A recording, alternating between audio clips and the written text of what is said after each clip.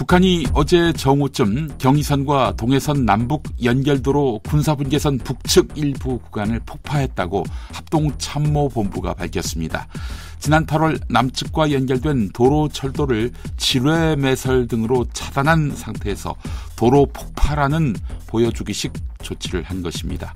그런데 우리 군은 경고의 의미를 담아 대응 사격을 했는데 K4 고속 유탄 기관총과 K6 중기관총에서 발사된 유탄과 12.7mm 탄 수십 발을 MDL 남쪽 개활지에 떨어뜨렸습니다.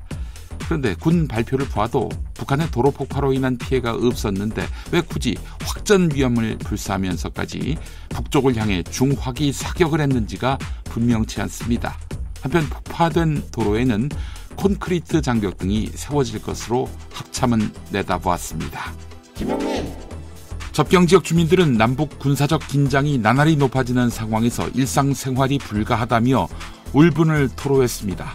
대북전단과 오물 풍선이 오가던 남북의 심리전이 무인기 사태와 남북 연결도로 폭파 등으로 이어지는 동안 주민들의 불안은 연일 커졌지만 정부가 대북전단 살포를 방치하고 북한을 자극하는 등 오히려 긴장을 키우고 있다는 것입니다. 북한의 도발 수위가 높아지는 게 아니라 남한의 평화관리 능력이 떨어지는 것이라는 질타가 지역 주민 입에서 나오고 있습니다. 한편 경기도는 대북전단 살포를 막겠다며 파주와 연천, 김포 내의 일부 지역을 위험구역으로 설정했습니다. 김건희 공천 개입 의혹의 핵심 인물인 명태균 씨가 2021년 11월 국민의힘 대선 후보 경선 전 윤석열 대통령에게 유리하도록 여론조사 결과를 조작해 유포한 정황이 명태균 씨가 당시 운영하던 연구소 직원과의 통화 녹취에서 드러났습니다.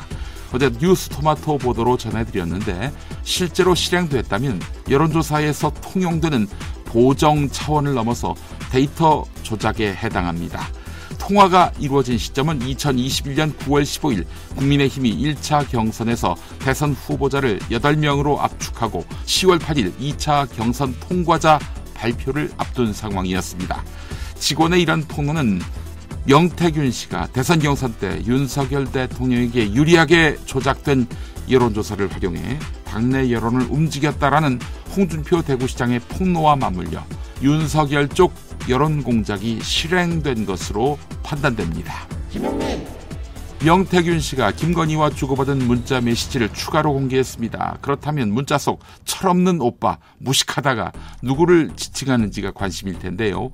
대통령실은 명태균 씨가 문자 메시지를 공개하고 50분 만에 그 오빠는 김건희의 친오빠라고 해명했습니다. 하지만 김건희가 윤석열 대통령을 사석에서 오빠라고 부르는 걸 목격한 이가 여럿 있습니다.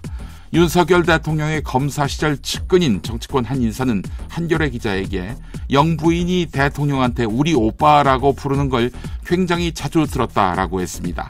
만약 윤석열 대통령을 가리키는 것이라면 김건희가 사실상 대통령의 공적 활동을 배후에서 좌지우지한다는 인상을 줄 수 있다는 점, 이것이 대통령실의 고민입니다. 문헌일 서울 구로구청장이 구청장 자리에서 스스로 물러나기로 했습니다. 국민의힘 소속으로 2022년 7월에 취임한 지 2년여 만입니다. 법원의 판단에 따라 자신이 운영해온 회사에 170억 상당의 주식을 매각하거나 백지신탁해야 하기 때문입니다. 지난해 3월 주식 백지신탁 심사위원회는 문헌일 구청장이 가진 문엔지니어링 주식이 공직자 업무와 상충한다고 보고 이 주식을 백지신탁하라고 결정했습니다. 고위 공직자와 국회의원은 직무와 연관성이 있는 3천만 원 이상의 보유 주식을 매각하거나 백지신탁해야 합니다. 문헌일 구청장은 비록 구청장직을 내려놓게 됐지만 계속 구로구의 밝은 미래를 응원할 것이다, 이런 황당한 주장을 폈습니다. 보궐선거는 내년 4월 치러집니다. 우리나라 전체 출생아 10명 중 1명은 임신 37주 이내에 태어난 조산아인데 이를 받을 수 있는 산과 교수는 급감하고 있습니다. 전국 40개 의대 중에 3곳은 조산처럼 산모와 아기의 생명이 모두 위험해질 수 있는 고위험 분만을 담당하는 산과 교수 빵명인 것으로 나타났습니다. 지방은 더욱 심각해서 충청북도의 경우 산과 교수가 1명밖에 없는 것으로 확인됐습니다. 전문가들은 산과 교수 부족이 저출산 반등의 암초로 부상했다라고 지적했습니다. 전문가들은 만혼, 즉 늦은 결혼이 늘고 있기 때문에 전체 출생아 중에 조산 등 고위험 분만을 통해 태어나는 아기들은 더 늘어날 수밖에 없다라면서 필수 의료 지원이라는 좁은 의미가 아니라 저출생 해결이라는 국가적 차원에서 산과 교수 확대에 나서야 한다라고 했습니다.